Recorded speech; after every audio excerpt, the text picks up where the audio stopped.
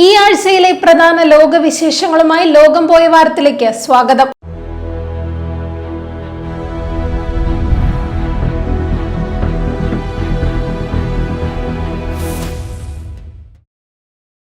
അഫ്ഗാനിസ്ഥാനിൽ പെൺകുട്ടികളുടെ ഭാവി ഇരുളടയുന്നുവെന്ന ഞെട്ടിക്കുന്ന റിപ്പോർട്ടുകളാണ് പുറത്തുവരുന്നത്.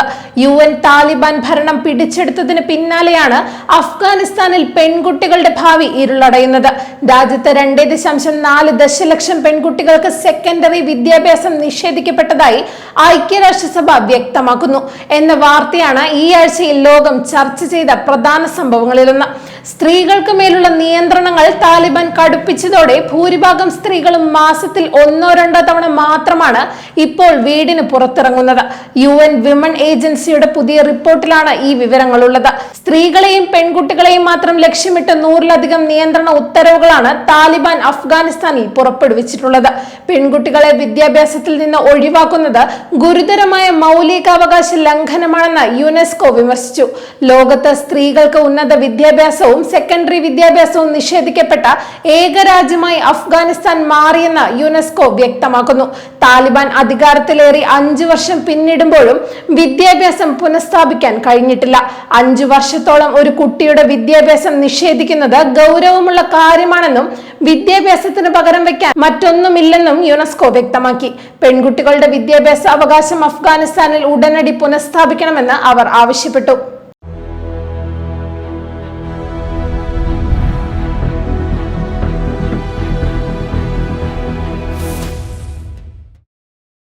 സിറിയയിലെ 14 വർഷം നീണ്ട ആഭ്യന്തര സംഘർഷത്തിനിടയിൽ ലക്ഷക്കണക്കിന് ആളുകളുടെ മരണത്തിനിടയാക്കിയ യുദ്ധ കുറ്റങ്ങളുടെ പേരിൽ മുൻ സിറിയൻ പ്രസിഡന്റ് ബഷാർ അൽ അസദിന് സിറിയൻ കോടതി വധശിക്ഷ വിധിച്ചു. അദ്ദേഹത്തിന്റെ അസാന്നിധ്യത്തിലായിരുന്നു വധശിക്ഷ. സിറിയൻ സൈന്യത്തിന്റെ മുൻ മേധാവിയും അസദിന്റെ ഇളയ സഹോദരനുമായ മഹർ അൽ അസദിനും വധശിക്ഷ വിധിച്ചിട്ടുണ്ട്. തെക്കൻ പ്രവിശ്യയായ ദാറായിലെ അടിച്ചമർത്തലുകൾക്ക് നേതൃത്വം നൽകിയതിന് അസദിന്റെ ബന്ധുവും മുൻ സിറിയൻ ആർമി ബ്രിഗേഡിയർ ജനറലുമായ ആതിഫ് നജീബിനും ഇതേ കേസിൽ വധശിക്ഷ വിധിച്ചിട്ടുണ്ട്. അസദിന്റെ ഭരണകാലത്ത് ദാറ പ്രവിശ്യയിലെ പൊളിറ്റിക്കൽ സെക്യൂരിറ്റി ബ്രാഞ്ച് മേധാവിയായിരുന്നു ഇദ്ദേഹം. 2011 ആഭ്യന്തര യുദ്ധത്തിലേക്ക് നയിച്ച പ്രക്ഷോഭത്തിന് കാരണമായത് ദാറയിലെ സംഘർഷങ്ങളാണ്. 15 വയസ്സിന് താഴെയുള്ള കുട്ടികളെ കൊലപ്പെടുത്തിയതിനും ക്രൂര പീഡനങ്ങൾക്കും നജീബ് ഉത്തരവാദിയാണെന്ന് കോടതി പറഞ്ഞു. 2024 ഡിസംബറിൽ വിമതസേന ഡമാസ്കസ് വളഞ്ഞതോടെ അസദും സഹോദരനും കുടുംബാംഗങ്ങളോടൊപ്പം മോസ്കോയിലേക്ക് പലായനം ചെയ്യുകയായിരുന്നു. അസദ് ഭരണം തകർന്നതിനെ തുടർന്ന് അൽ ഖ്വയ്ദ മുൻ കമാൻഡർ അഹമ്മദ് അൽ ഷറ സിറിയയിൽ പുതിയ സർക്കാർ രൂപീകരിച്ചിരുന്നു.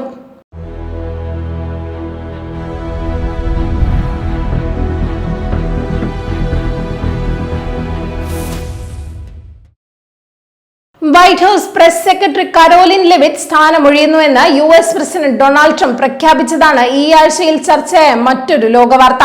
കുടുംബത്തിനും കുട്ടികൾക്കുമൊപ്പം കൂടുതൽ സമയം ചെലവഴിക്കുന്നതിനായാണ് 28-കാരിയായ കരോലിൻ ജോലിയിൽ നിന്ന് വിട്ടുനിൽക്കുന്നത്. അതേസമയം വൈറ്റ് ഹൌസിന്റെ സീനിയർ ഉപദേശകയായി കരോലിൻ തുടരും. US പ്രസിഡന്റുമാരുടെ വക്താക്കളിലെ ഏറ്റവും പ്രായം കുറഞ്ഞ വ്യക്തിയാണ് കരോലിൻ. ട്രംപിന്റെ നയങ്ങളെ അനുകൂലിച്ച് മാധ്യമങ്ങൾക്ക് മുന്നിൽ ശക്തിയുക്തം വാദിച്ചും ഇടയ്ക്ക് മാധ്യമങ്ങളോട് തട്ടിക്കയറിയും വലിയ ശ്രദ്ധ നേടിയിരുന്നു. തനിക്ക് 2ാമത്തെ കുഞ്ഞ് പിറന്നതായി മെയ്യിൽ ലെവിറ്റ് അറിയിച്ചിരുന്നു. വൈറ്റ് ഹൌസ് മാധ്യമപ്രവർത്തകരുടെ വിരുന്നിനിടെ ട്രംപിന് നേരെ വധശ്രമം ഉണ്ടായതിനെ തുടർന്ന് പ്രസവാവധി എടുക്കുന്നത് ലെവിറ്റ് വൈകിപ്പിച്ചതും വലിയ വാർത്തയായി. വൈറ്റ് ഹൌസ് പോഡിയത്തിൽ നിന്ന് US പ്രസിഡന്റിന് വേണ്ടി സംസാരിക്കാനുള്ള അവസരം നൽകിയതിൽ നന്ദിയുണ്ടെന്ന് കരോലിൻ ലെവിറ്റ് പറഞ്ഞു. അതേസമയം കരോലിന് പകരമായി ആരാകും പ്രസ് സെക്രട്ടറി എന്ന് ട്രംപ് വെളിപ്പെടുത്തിയിട്ടില്ല.